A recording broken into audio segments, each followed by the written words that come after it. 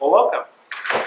Thanks for coming together. This is been our, I believe this is our fourth President's Open Forum of the fall semester. Certainly things are a little different on campus this week, in both a good and kind of a sad way.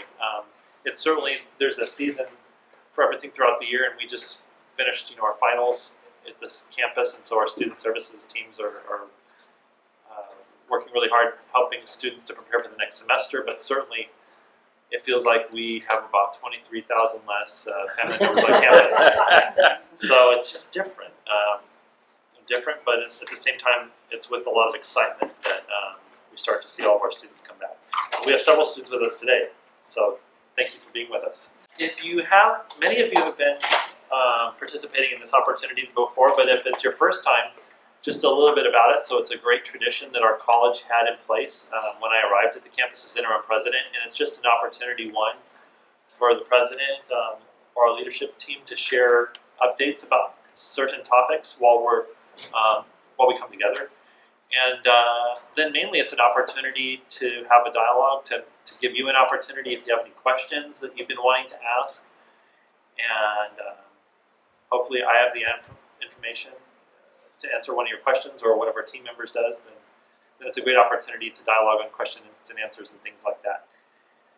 So with that, why don't I begin by sharing a couple of updates. I have some notes on them. First is we monitor our enrollment, how many students come into the college throughout the year. Well, of course, we just ended our fall semester. We're still experiencing incredibly strong enrollment demand, which we're very, very happy about. Specifically, as we came to the close of the fall term, I showed that we had over 23,000 students. The last report that we run indicated unduplicated headcount enrollment of 23,156 students here at Fullerton College.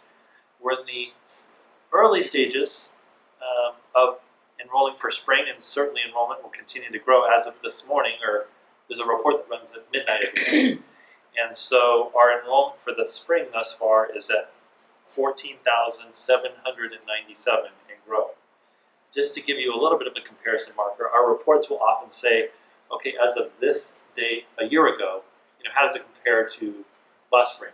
So to give you a sense, we're at 14,797 right now enrollment compared to 14,584 this time a year ago. So pretty close, a little ahead of pace, if you will. We're excited about that. See, something since the last time we got together, there was kind of an interesting idea that a faculty member had brought to my attention, as well as a couple of students. And the faculty member, Danielle Fouquet, had this idea, earlier in the fall, when we heard about the tragedy at Umpqua Community College in Oregon, we had a campus candlelight vigil in the evening led by our associated students. We also had a moment of silence gathering during the day here. And out of that, I was approached by an idea for something that's being called an hour of action. And as I listened more about this idea that was presented, it was kind of recognizing that when we have things like this happen across our nation, time and time again, it's kind of a challenge related to gun violence. And as the idea was presented to me, it's like regardless of how someone feels about gun policy, this wouldn't be an opportunity to be pro or against, but instead to just create some space where the campus community could come together and have a dialogue and a discussion, and then as part of this hour of action, as it was defined, to invite anyone who wanted to put their thoughts in writing. The idea being that if folks wanted to, they could put their ideas in writing wherever they were at on the matter, and have an opportunity to send their thoughts on this policy to either the local, state, or federal officials. And so at this point, the idea is still kind of in the planning, but thanks to the leadership of a group, and again, I kind of identify Danielle as kind of the person who was thinking about this from the beginning. It would be planned for Wednesday, March 2nd, most likely midday, most likely using this space here in the building and or on the quad, weather permitting, as a chance to get together and have some kind of organized discussion and maybe, for those who wanted to, an opportunity to write. That was a good idea and just something that many of us kind of talk about in small groups or person to person, and it's a way to kind of maybe put some thoughts into action. So, any comments or questions about that particular idea? I actually do have a comment about Yes. that. I'm not sure that the timing is good considering the terrorist attacks in San Bernardino right now, to invite people to come and write about gun issues. I don't know that that's great, that we need that kind of thing happening right now with the terrorist attack. Think about it at least. Thank you. You know, and this of course was an idea that was born prior to the very local attack, but certainly recognizing that even as the incident occurred in Oregon, there was understandably a lot of anxiety for all of us. I mean, it's just human nature that when something happens like this, even if it's across the globe or across the country, we all start thinking about, oh my gosh, what if something like that happened closer to home? And it's with an understanding that that is a sensitive topic, but the idea was that, you know, even though it's sensitive, it's something that the view of many, we should spend some time talking about and thinking about, just kind of reflecting, you know, what can we do locally or even broader than that to prevent or maybe reduce the risk that something like that would happen. But I do appreciate, you know, what you're saying.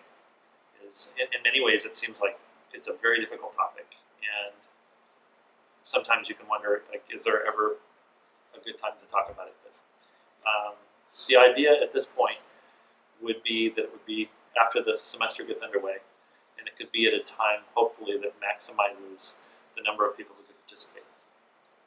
I'll share a little bit of an update with you about is something that had come up in a couple of forums related to our Fullerton College Police Academy program. Most recently, our program, specifically our program dean and faculty and staff who work directly with the Police Academy program as part of the Administration of Justice program, as part of the Tech and Engineering division, continue work with POST. And POST, of course, is the agency that comes in and works with colleges and other providers of Police Academy training. Specifically, through mutual agreement, POST sent a team to the college, and this is a very good thing. In our effort towards resolution, you know, we need to and have welcomed the opportunity to work with POST very directly to get resolution on the questions that the POST had in their interest in getting more information about our program, how it was provided. Last year, the students who had enrolled in the fall received support from a number of divisions: admissions and records, financial aid, counseling, and the academic program. Some of those students transitioned or are transitioning to a nearby program in another community college. Others remained in the course to earn college credit, even though the completion of the course currently it's not certified by POST. We did develop a process and implement it to refund students who had been currently enrolled in the fall for supplies, uniform costs, and equipment. We think that's the right thing to do, and that's being processed as we speak. And then there's the matter of the students who completed the program last year, which to our understanding is and has been certified. And that's also the understanding of law enforcement agencies who have hired the graduates. And that's because one of the things that they have access to is the system from POST. So when a student comes and applies and says, I want to work for X police department, there's a system in place where the police department verifies independently with Post. I mean, they can ask us, but the official record is with Post. And so they ask and they do a search. Well, the system that they connect to Post indicates that one, the student graduated, and two, that graduating class was approved for presentation. So then you might think, okay, isn't it resolved? In many ways it should be. Nevertheless, as a part of a cyclical review that Post began in the fall, they indicated that they felt they needed to learn a little bit more as part of the review about the content that was specifically offered last spring. And they get to say so. I mean, they're the agency that accredits, so we're working with them to clarify any questions they have. The team came out a week ago. It's the week after Thanksgiving. Has it been 2 weeks already? Yeah. It's been 2 weeks now. And asked for some more time the second week of January. And of course, we're going to welcome them. So the team will come back. And our understanding is that after that second visit, they'll put things together. And then when they're ready, they'll call a meeting and we'll talk through any outstanding questions they have, and we'll go from there and hopefully work towards resolution. Yes? So just to confirm then, the spring 2015 graduating class, they have no issue. Throughout this resolution, there won't be any issues. Just worrying about the fall, not the spring 2015. So spring 2015, meaning last year's graduates? Yes. We think that should be the case, but that at this moment, that's Kind not of up in the 100%. It is. It's unfortunately it's up in the air. It shouldn't be, but it is not 100% clear, frankly. So we've got to work with Post directly and the students. You know, some of the students from that class have already been hired, and they continue to be employed. And their employers, the agencies, have been in touch with Post and certainly our college briefly, and they understand that's a difficult situation, and they're eager for our college to get resolution from Post. So, but to be frank, it's not 100% clear. We wish it was. We're working towards that.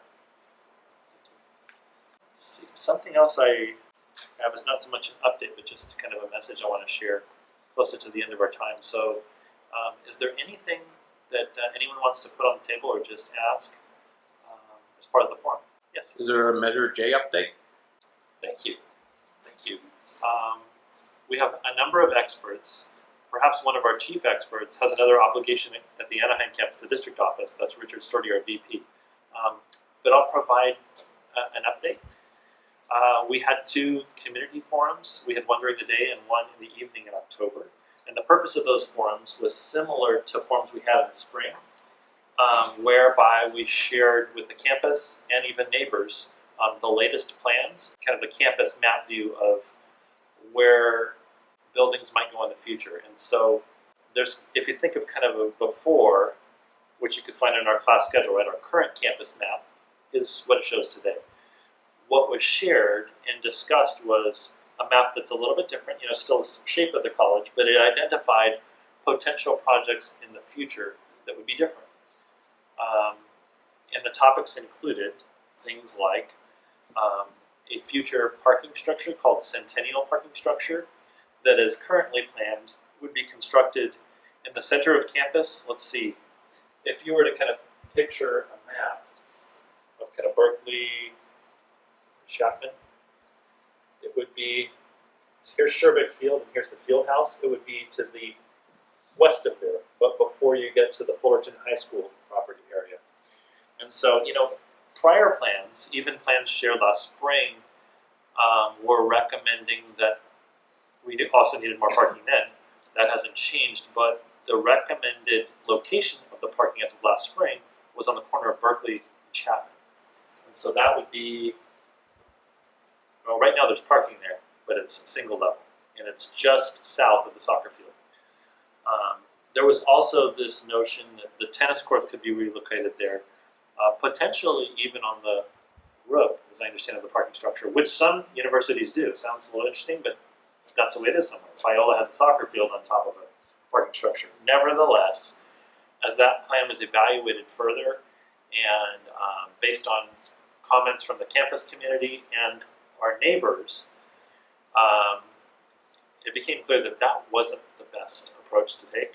So that idea is no longer on the table in terms of putting it on the corner of Berkeley and Chapman. Instead, it would be a multi-level structure on the interior part of the campus. Another recommendation that looks different from the past is where maintenance and operations lives in those buildings and that house the staff and things that M&O uses. Currently, of course, it's north of Berkeley. This Berkeley curves here in Kettle Lemon. It's here and it's across the street. I should have brought the map. I was thinking of it. But in the meantime, bear with me. I should kind of stay in camera view over here. But so where Lemon is here and then Berkeley curves, so it's to the north. For a number of reasons, the short to longer term plan, we don't want that to be the location. It's more efficient and safe to have the permanent home of M&L be more at the core or center of the campus. For one thing, it minimizes the need to cross across the street, which we know is not ideal.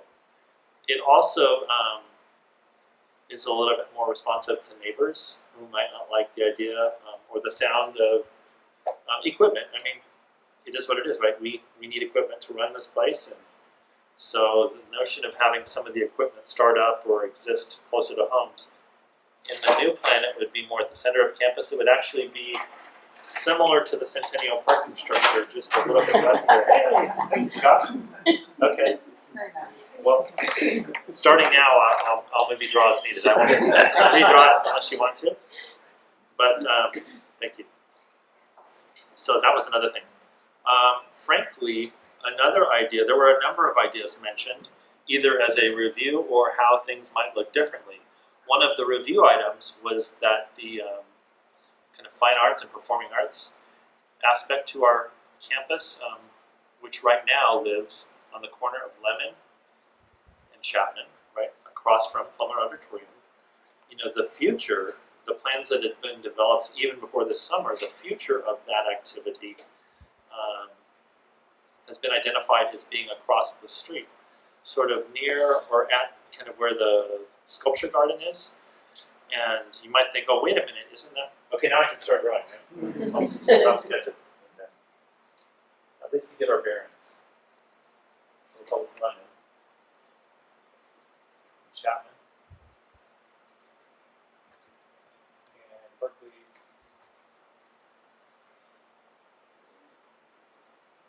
Okay, so right now, that theater is here. In the future, we're talking about placing that activity here. And you think, well, wait a minute, what? There's something right next to it right now. That's home to many of our student services and counseling. In the future, on this this design map, it would have a one-stop center with those important services be located here, kind of as a gateway to the campus. There would be some parking and short-term, easy options to navigate into the campus here, and the one-stop for student services and counseling would be here. So fine arts over here. Another topic that had been discussed in the past, but it had been on hold for a while, is the topic of what I call the completion of Scherbeck Field. So Scherbeck Field meaning where we have the artificial grass surface. Our football team practices there, primarily between sunup and sundown. Sometimes you'll see our soccer teams practice or compete there, though they have a grass field for games. And the thing is, so the field was installed and completed, but the original vision for that project included seats and lights, and there is currently no permanent solution for any level of permanent seating and lighting. That's challenging from a student learning and student activities point of view, because it would be, well, if we had windows in this room, I won't turn off the light, but as you can imagine, if we didn't have lights, but we had windows, then at least when the sun's up, we'd have some level of lighting and we could deem this room usable. When the sun goes down, we can't use it as much. And in a way, what we have there is a classroom, just a different sort of classroom. And so when the sun's up and before it goes down, we've got the light of the day that makes that classroom usable, but afterwards, unless there's some sort of lighting, we can't use that space. And of course in the fall, when you get to October until January, February, March, it really shrinks how often we can use that. Besides the fact that we're a community college, and so some of our women's and men's athletic teams, one of the ideas that was designed is a way for our teams to compete at our college. Right now, we're not able to do that with a couple of our teams. Men's football is maybe the most obvious example where there aren't any competition, games there. We currently use the Yorba Linda High School football field, and so what does that mean? We transport our students. They meet here. We rent a couple of buses every home game, and our home games are played about 8 miles or 9 miles that way. We write a check for the field. We lease the field and all the things that go with that. It would be nice someday if we could host our home games here.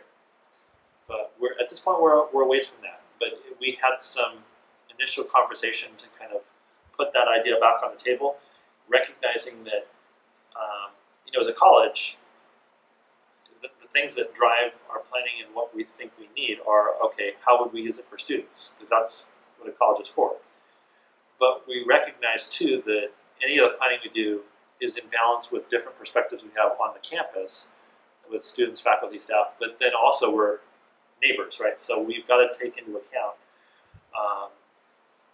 letting our neighbors know what our plans are, taking into account what their point of view is, any suggestions they have, any concerns they might have.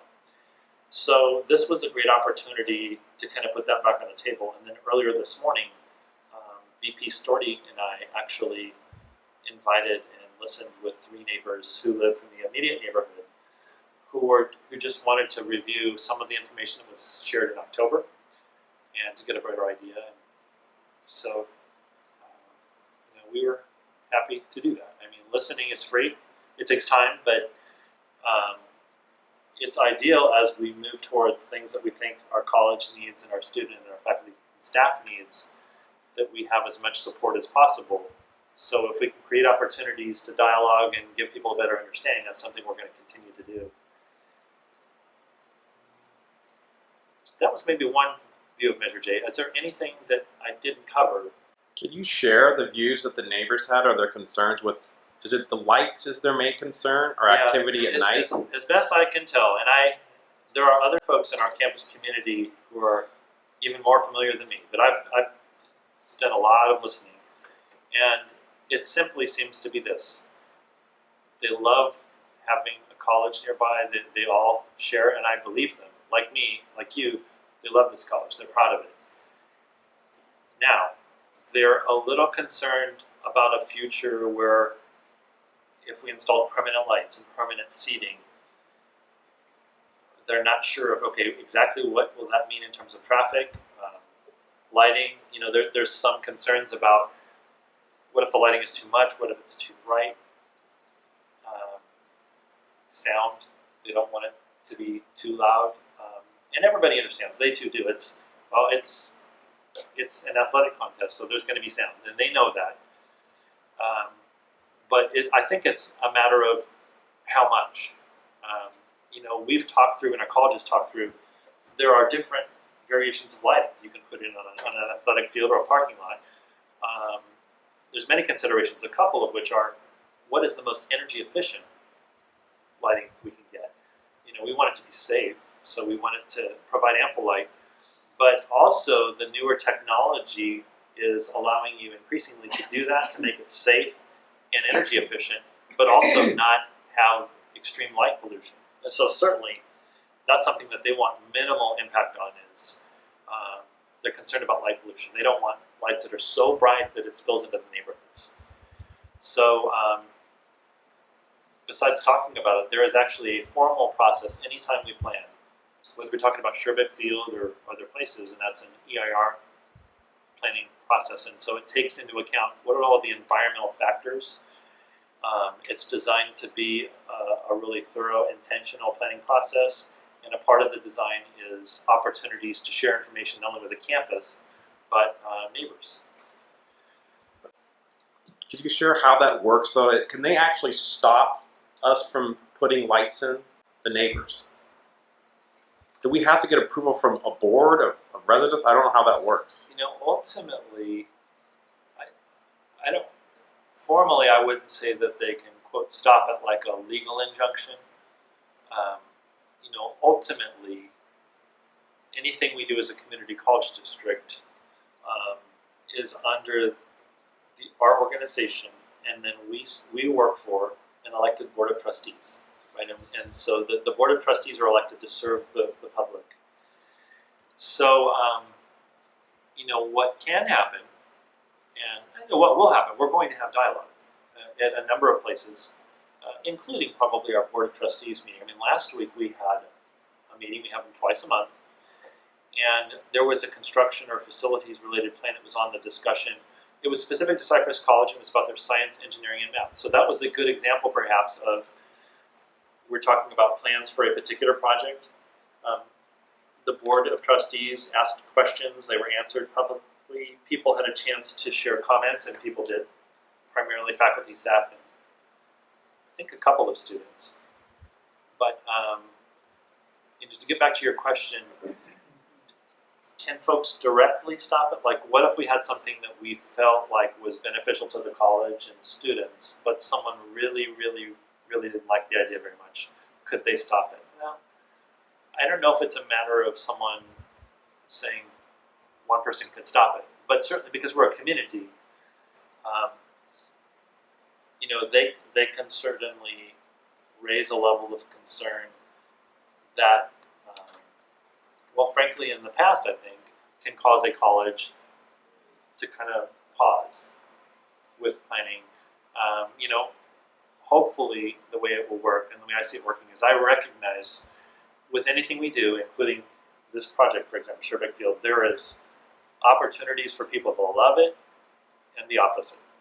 And we can just anticipate that people, no matter where they're at, how they feel about it, they're going to take advantage of opportunities at community forums and maybe board of trustees meetings to discuss it. So I think we control what we can control.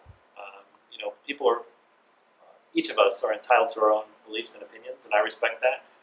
What we can control is the way in which we're being, the way in which we share information, how responsive are we to questions and concerns, and to maybe find that middle ground on tough stuff, where we listen to someone's concern and maybe propose alternatives that hopefully might allow us to have projects that look different from today, but that take into consideration concerns that people have. You know, maybe we develop some Plan B and Plan C working together. So we're kind of in the continuum of college-wide planning, where, you know, this college has 102 years of history. In terms of the Measure J planning part of our college's history, we're in the relative beginning of the process. So we're going to be continuing to talk about these things, and you'll see articles in Campus in the News and President's Weekly, and notes through planning that we're doing that'll kind of take us through the next year. And, you know, Measure J, really out 20, 25 years of planning. Thank you for the questions. I can't help but think that Fullerton High School went through the same thing when they built theirs, or the neighbors just don't want two there, or if they're happy with the one and they didn't like the one being there, but they said okay to that, because there's neighbors that are behind that stadium. And I'm wondering if it's because they didn't want two there. I mean, we're older than Fullerton High School, so you kind of wonder how it kind of happened as it did. I know we needed money to build that. My sister was a band director at a high school in Cerritos. She had band practice at 7 a.m. every morning. They built houses right next door to there, and actually in their leases, when they bought their houses, there's a clause that said they have band practice at 7 a.m. So do you still want to buy this house? And they had to sign it or move somewhere else. So I thought that kind of comical when I heard that, but it just kind of goes with the territory. If you have a college there, at some point, I know there's neighbors that lived there a long time, and they probably just never liked the idea, and they probably don't like the hint of it happening, but like someone had said, I don't really think they have any legal right to say we can't do it. So it's just a matter of shaking hands and saying, we really want this, would you agree, and type thing, just to be nice, but. Yeah, and I think a lot of it, and this goes with just about anything we do, is in the relationships we develop. We do take pride in being a community college, so whether it's business leaders or civic leaders or neighbors, we want to do everything we can to maintain good relationship, recognizing that as we do that, we want to be driven by, we're a learning institution, so what do we think our programs need to serve students? On one hand, you might think, well, and I've heard someone share this point of view with me for sure, and I'm sure it's been shared in the past. Isn't there a football field? Isn't there a stadium there? Why do we need a second one? It's like, well, someone might view it as a stadium. We're not talking about a stadium. We're talking about completing a field. The number of permanent seats is to be determined. Should we go in that direction? And I'm hopeful we will. I'm hopeful that working through this process in balance, primarily with what our college needs, but what our community voices as well. I'm hopeful we'll have permanent seating and lights. But anyways, a friend of the college, Scott Scambray, said Dr. Scambray is the superintendent of Fullerton Joint Union High School District. And as I've gotten to know him and listened, you may or may not know that their facilities, their football field or their soccer field, multiple purposes, and they use it a lot.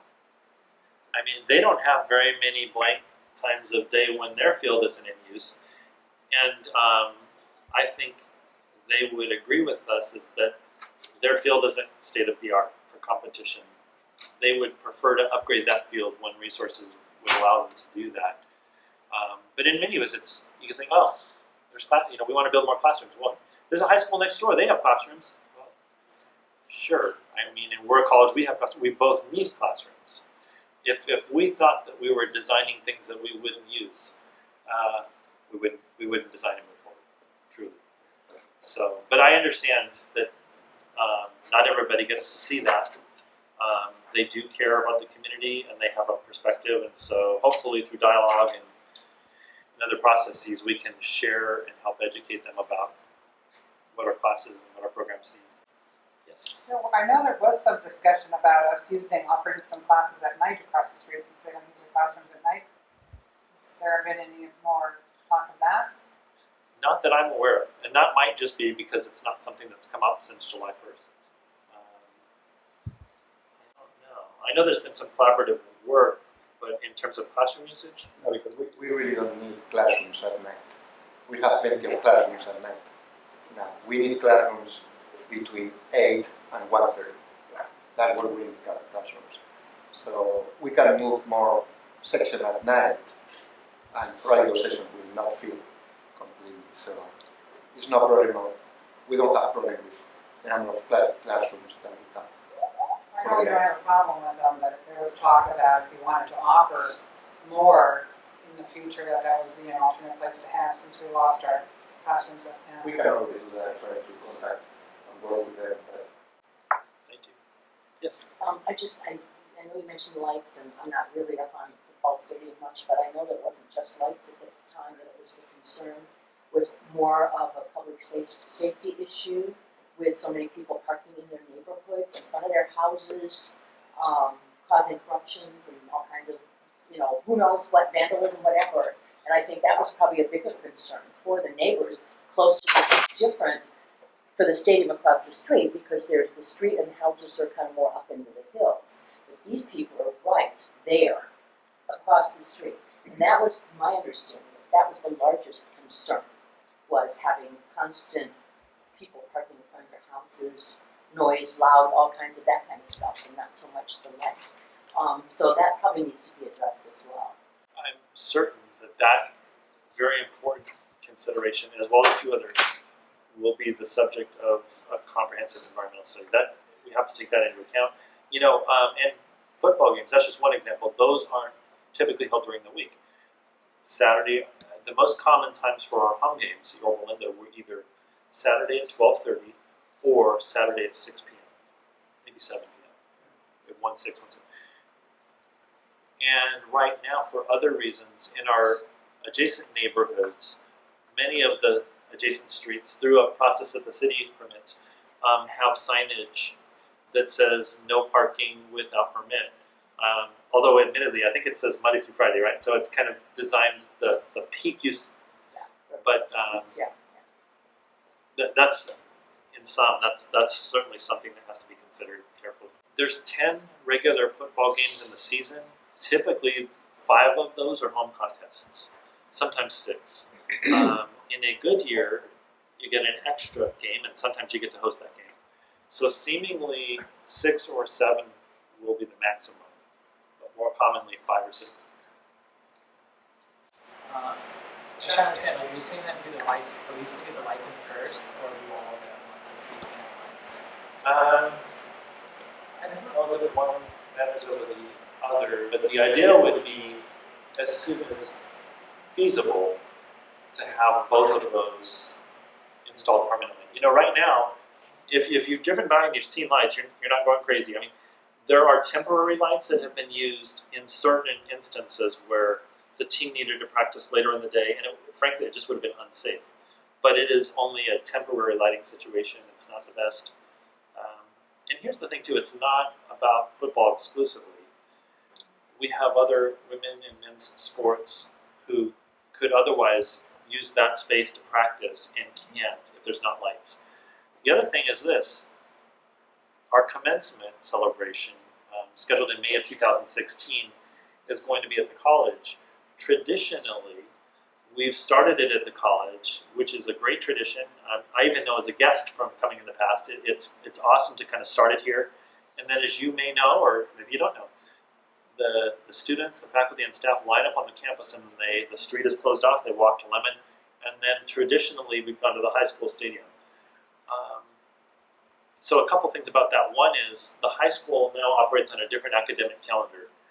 And as they adopted that, it took that option out of the equation, because our graduation, which occurs the last week of the semester after finals, would be on the same week as the high school graduations. And since we have a lot of family and friends and students who graduate, we need more than a few hours, to say the least. We need adequate time to set up things. And that was taken out of the equation, given that we were the same week. So what are we doing? Well, a number of options were evaluated. The one that we're moving forward with for 2016 is we're going to host the commencement celebration on the campus, and the field, if you were, or the space where the diplomas are awarded, will be on Shervick Field. Now, we don't have permanent lights, and we don't have permanent seats, and so what we're talking about is bringing in temporary seats and having it not at night. It would be on Saturday, mid-morning until midday. And for a couple of reasons. There's the lighting aspect, and then there's being sensitive to neighbors and family, friends, and students who be coming to the campus. We don't need to, or can we, compete with thousands of people going next door to a high school graduation. Nor would we have the parking capacity, because we have a tradition of, when it's our graduation, we use our parking in some of the high school. When it's their graduation, they use their parking and the college parking. So that's the thing too, is we're going to see how this works. Frankly, I'm pretty excited about it. I've talked with many who are excited about this, but we're going to see how it works. And if it works as well as we hope, then maybe we've started a tradition. But then certainly in the longer term, we would want to, we would be assisted by a more permanent seating and lighting solution, besides the need for competitions that you would normally see at a college field and things like that. So we're talking about sports, but maybe something different for a second. Do we have any baseball fans in the room right now? Couple. Yeah, at least a couple. Okay. Dodgers or Angels? I heard both. But so what I'm going to say is both teams are great, but our closest neighbor is Angel Stadium, right? So we're in the process, and you'll be hearing more about this, of having what will be the first Fullerton College night in Angel Stadium. Nice. And with all credit due to one of our students who had this amazing idea, and we said, well, you may have something there, but let's look at this carefully. How can this work? So the student, Charlene's the president of our sociology club, and she, along with a faculty member, a couple of them, said, is this possible? So we started to look into it, and what would this mean? Well, it'll be an angel game that would be on April 9th, I want to say. Just check the date. If that's a Saturday, and the Angels play the Rangers, then that's the date. And a couple things about that is, one, we would promote. We want to bring as many people out as possible. We'd love to have 3,000, frankly. Be it students, faculty, staff, alumni. So we'll be hearing a lot more about that as we begin the new year. A couple things. With your ticket, you'd be in a special section of Hornets, and you'd get a special edition hat. And they've done this with other schools like Cal State Fullerton and UCI. So the hat is, it has the Angels logo on the front. Underneath the bill of the program, it will have Buzzy the Hornet, our mascot. On the back of the hat, it'll have FC, the Fullerton College logo, one of our logos, our athletic logo. So you'll get a special edition hat. You'll have a blast. I'm going to go out there and guarantee that you'll have a good time. And then another thing too. So when we net the cost of the ticket with the cost that Angels charges for this big group of tickets, we're anticipating net proceeds. And true to the idea that came to us, all of the net proceeds from this Angels game will go to get deposited to the food bank account to directly support those served by the food bank. We're looking forward. This is going to be the first of its kind. We'll see how this goes. But please think about coming out to have fun, to get the special edition hat, and to help promote and strengthen the food bank effort. Yes? I just had one other thing. I'm normally not able to come to these because the last couple semesters I've had a class in spring 2 from Yes. 4 on Monday and Wednesday. Okay. So I kind of want to get the attention of the students. I'm Dr. Clement's office mate. Okay. Yes, Carolyn Facer. And we have a real huge problem with placement for students of our math classes. The placement test is extremely poor. We've known it for years. It ends at the end of this year, I think. And then there's this new one coming on. We don't know if it'll be better, but at least 30% of the students are placed at the wrong level in their math classes. We had hoped that the math department could help with that, but the council refused to do it. So I just wanted, I'm teaching a new class fall semester. This semester I was one of, well, nobody else wanted to do it, so I agreed to do 2 of them, and then one other faculty agreed finally to do 1. It's a new combination elementary and intermediate algebra class, Math 2040 combination. But it is just Algebra 1 and Algebra 2 from high school. And if students have had that class, they don't need to take any more math, even if they place badly on their placement tests. All they have to do is take their transcripts showing those grades to the dean of the math department, and he can clear them for their transferable math. So what happened in fall semester with this new class is way too many students got, some people must have thought it was a higher level class, I don't know, but way too many students got placed into this new Math 41. So the first day of class, I sent an email ahead of time to all my classes saying, okay, do you understand this class does not transfer? Do you understand if you've had these classes, you don't need to take it? And a few students dropped then. The first day of each of those classes, I went into class and I told them what the class was. It didn't transfer, it doesn't count in their transfer GPA. If they've had these before, they probably didn't need to do it, and I explained what needed to happen. Then I gave some problems for them to work on for a few minutes while I called roll quick, and then I said, does anybody think they're misplaced in the class? And instantly there were 10 to 15 students standing in front of me. So I left them working on some problems. I talked to each one of them. Each one of them in high school had been at least through Algebra 2. Some of them had been through like trig or calculus. So I sent them all out. They looked out the dean's office and looked out, and there were, she says, well, we could see at least 10 standing in the hallway. They went in and made an appointment with Mark. Every single one of them except 2 who unfortunately had to stay in the class because it was a 6-unit class and they couldn't find 6 units to replace it with at the last minute. So those 2 students, unfortunately, had to sit there for the whole semester, take a course they didn't need, 6 units. And that happened in both classes. And not one of them that talked to me was not able to move up to a higher level class and dropped it. So there's really something not good going on here, and I think the students and AS students need to know about it. I'm Carolyn Facer. I would be happy to talk to any students. I've been fighting this for years, trying to get the students in the right place. I would say every single semester in either Math 20 or Math 40, ever since I've been teaching those classes, at 12 to 15 students are misplaced, and I have to get them out of there, get them in the right spot, and then hopefully they can, when it was a 4-unit course, it wasn't quite so hard, but with this new one, it's difficult for them. And so we all need to be aware of it. If there's any counselors in the room here, we need to fix this thing, okay? Well, thank you. We've got a number of people in the room, including a couple of our vice presidents. So thank you for sharing that kind of firsthand experience you've had and been working with. Very generally, I'll say that this whole topic of how assessment works and how placement works is certainly something that we haven't talked about and then tucked it away on the shelf. It's a very current source of discussion for a couple of reasons. We always continue to want what's best for our students. Number two, some of the instruments that we've traditionally used, we're in transition with those. So,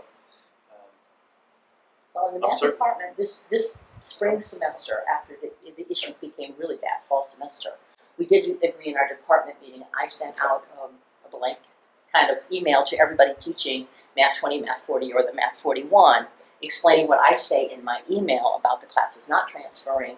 Here's what they need to do.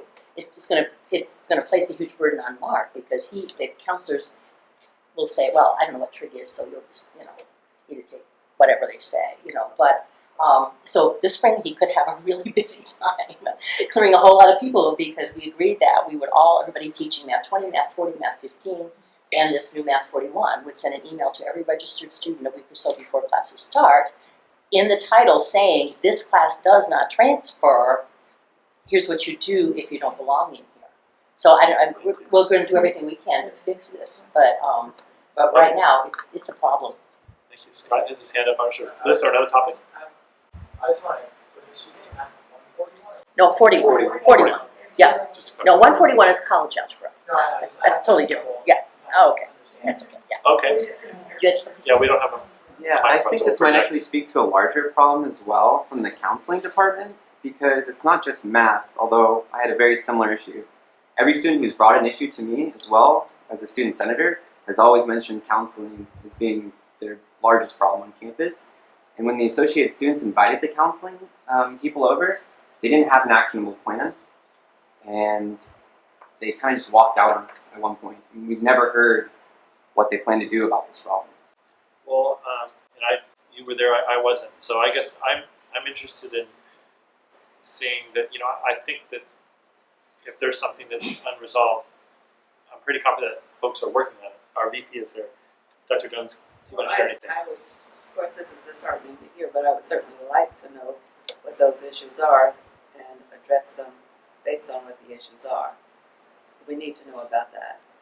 On the other hand, I think lots of people do know that Compass was or is currently our assessment tool, and that is going away. It isn't just California from which Compass is going. I'm learning there are many other states that it may be going away nationally, I'm not I think sure. it is, yeah.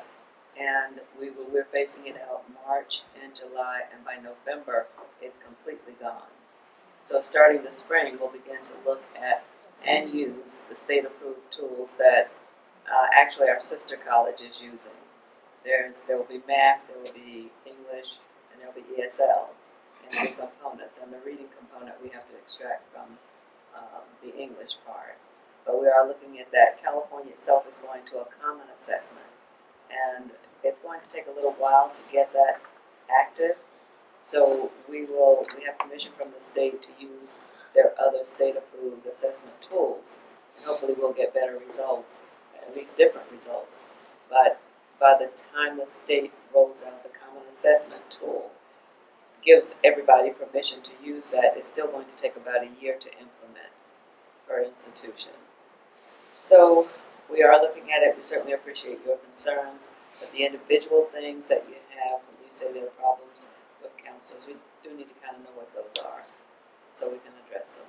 even after this meeting, we can certainly connect and make arrangements to learn more about that. Yes. Just speaking of student success, in our last meeting, one of the students brought up a point about the homeless student population, and for hopefully future actions to allow students, the homeless students specifically, to take showers in the locker rooms and things like that.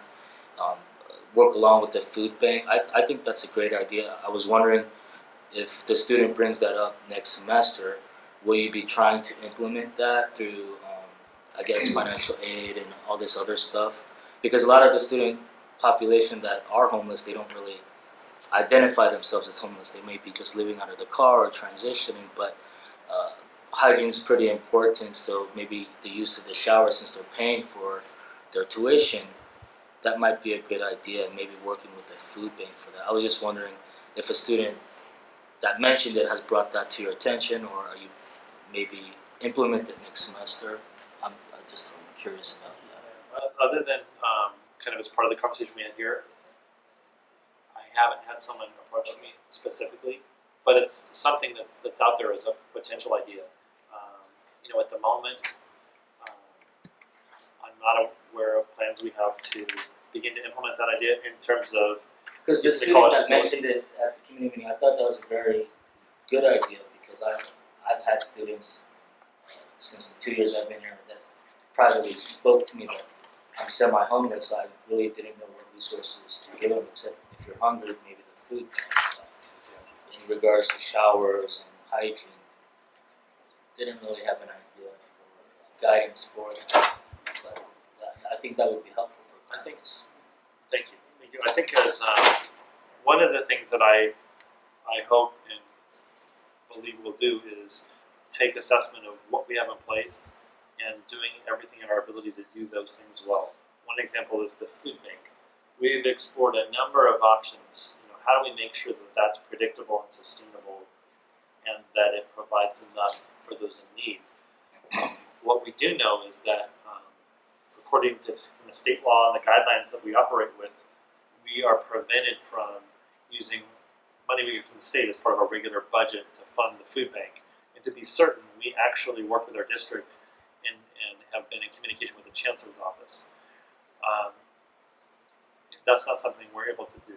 But rather than just stop, so we can't do that, what can we do? And that's led to things like this idea to invest effort in fundraise, to strengthen the amount of funds that are available to support the food bank.